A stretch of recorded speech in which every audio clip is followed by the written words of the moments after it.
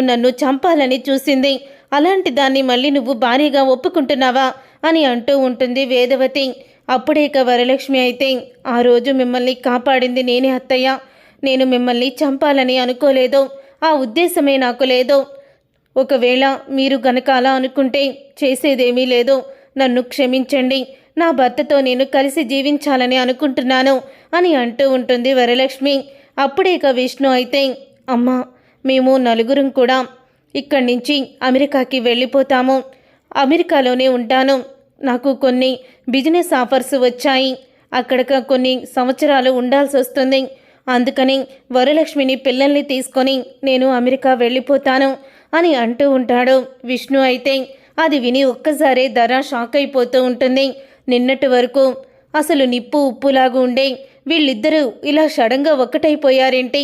వీళ్ళిద్దరూ ఇలా ఒక్కటైపోయి అమెరికాకి వెళ్ళిపోతారా?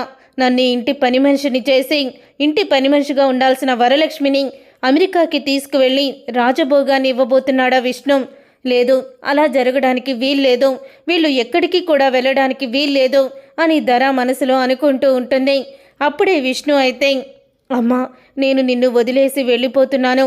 వరలక్ష్మి మళ్ళీ నా జీవితంలోకి వచ్చి నన్ను తీసుకువెళ్ళిపోతుందన్న అపార్థం మాత్రం తెచ్చుకోకు.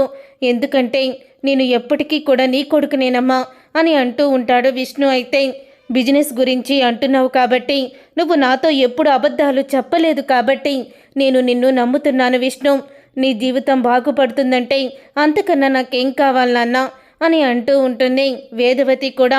ఇదేంటి, ఆంటీ కూడా ఇంత ఈజీగా ఒప్పేసుకున్నారు అంటే వరలక్ష్మి పిల్లల్ని తీసుకొని విష్ణుతో అమెరికాకి చెక్కేస్తుందన్నమాట అని ధర అయితే అనుకుంటూ ఉంటుంది. ఇక ధర అలా అనుకున్న తర్వాత విష్ణు అయితే, మేము అమెరికా వెళ్ళే సందర్భంలో నేను ఒక చిన్న పార్టీ అయితే అరేంజ్ చేశాను. రేపే ఆ పార్టీ అని అంటూ ఉంటాడు విష్ణు. తర్వాత పిల్లలిద్దరూ వాళ్ళ అమ్మా నాన్న కలిసిపోయారని చాలా ఆనందంగా ఉంటూ ఉంటారు. ఇక చాలా ఆనందంగా ఉంటూ ఇక పార్టీకి అయితే సిద్ధమవుతారు.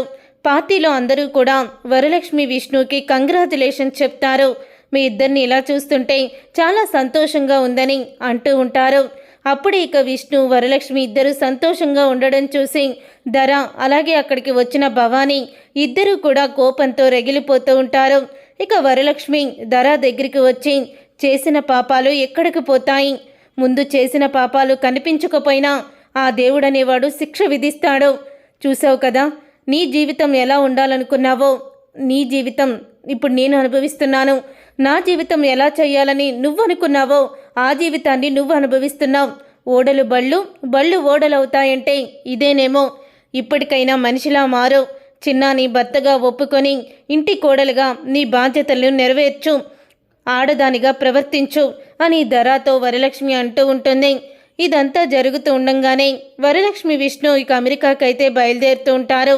అలా అమెరికాకి బయలుదేరుతున్నప్పుడే సుధా కళ్ళు తిరిగి పడిపోతుంది. సుధా కళ్ళు తిరిగి పడిపోగానే వరలక్ష్మి ఒక్కసారే షాక్ అయిపోతూ ఉంటుంది. ఇంతలో డాక్టర్ని పిలిపిస్తాడు విష్ణు.